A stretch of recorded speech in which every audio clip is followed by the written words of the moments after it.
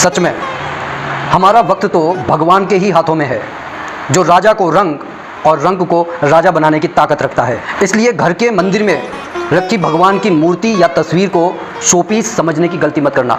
तो फिर इस छोटी सी गुजारिश को भी सुन लीजिए। आप सभी से एक छोटी सी प्रार्थना है। हम सभी के घर में भगवान की पूजा करने की एक छोटी सी जगह होती है। अब होता यह है कि हम पूजा करते समय ईश्वर के सामने ध्यान करते हैं, सुमिरन करते हैं, भजन करते हैं, लेकिन जब घर में हम आते हैं या जाते हैं तब उस ईश्वर को हम भूल जाते हैं।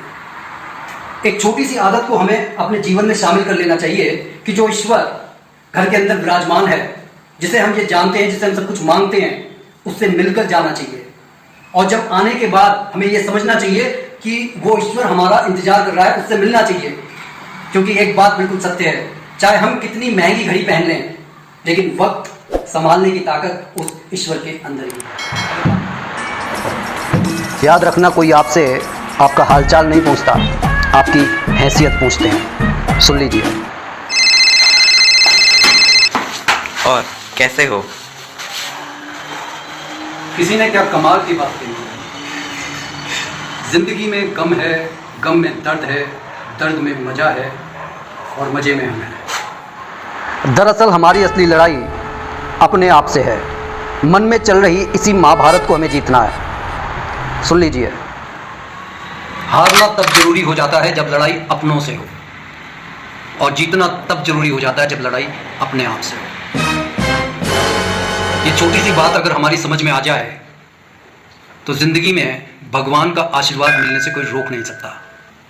क्योंकि सबसे बड़ा आशीर्वाद भगवान का यही है कि हम अपने मन को जीत लें, और मन को जीतने के लिए सिर्फ हमारे पास अच्छे विचारों का होना और अपनों की तरक्की को देखकर खुश होना, ये दो आदतें हैं हमारे को बदल सकती हैं एक अच्छे इंसान में।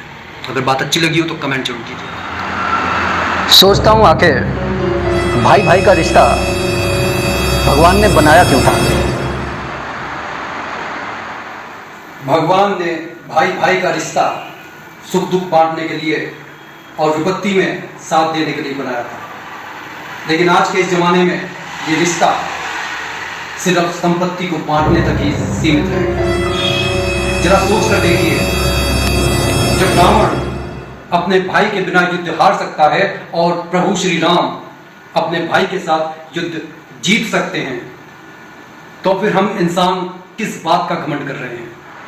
इसमें कोई शक नहीं है कि हमारे इस जीवन का जो कल्याण संभव है वो प्रभु का ध्यान सुमिरन करने से ही होगा। और देखिए, यही बात गोस्वामी तुलसीदास जी श्री रामचरितमानस में कह भी रहे हैं।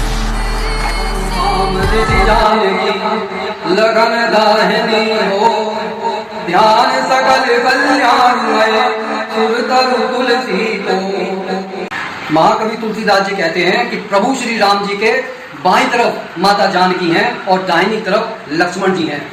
यह संपूर्ण ध्यान कल्याणमय है, और मेरे लिए तो ये सर्व मनोरथ पूर्ण करने वाला कल्पतरु के समान है। इसलिए इस कलयुग में महाकवि तुलसीदास जी ये कहते हैं कि प्रभु श्री राम के इस संपूर्ण ध्यान को अपने मन में बिठा लेने से सारी मनोवांछित इच्छाएं पूरी हो जाती हैं। बोलिए जय जय सीताराम। यार, ये भगवान को भी क्या SMS किए जाते हैं? नहीं समझ आया तो सुन लीजिए। एक भक्त ने एक संत से प्रश्न किया कि मैं भगवान की इतनी भक्ति करता हूँ, लेकिन आज तक मुझे उसके दर्शन नहीं हुए, मुझे भगवान मिले नहीं है। तब उस संत ने कहा कि भगवान तो सर्वव्यापी है, हर जगह पर मौजूद है, तुम एक बार उसे SMS तो करो, फिर देखो कि किस तरीके से ईश्वर तुम्हें प्राप्त नहीं होते। तब उस भक्त ने कहा, SMS? लेकिन उसका नंबर तो मेरे पास है ही नहीं। तब उस संत ने कहा, SMS का अर्थ समझो, सच्चे मन से स्मरण। अर्थात जिस दिन तुम उस प्रभु का सच्चे मन से स्मरण करोगे, ईश्वर तुम्हारे सामने साक्षात दर्शन देने के लिए प्रकट हो जाएंगे। बोलो जय जय सीताराम। गुरुजी का लॉजिक तो सही है, आप भी बताना कि सही है कि नहीं है। गुरुजी, इस दुनिया ने बहुत परेशान किया हुआ है, समझ में नहीं आता क्या याद रखूं और क्या भुला दूं। Don't worry, I give you the solution. अगर इंसान जरूरी है तो बात को भुला दो, और अगर बात जरूरी है तो इंसान को भूल जाओ। अरे कोई हमें भी बता दो, दुख का कारण आखिर है क्या? हमारे जीवन में सबसे बड़े दुख का कारण ये है कि हम सभी बंधनों में बंधे हुए हैं। लो, ये तो गया भगवान जी के पास।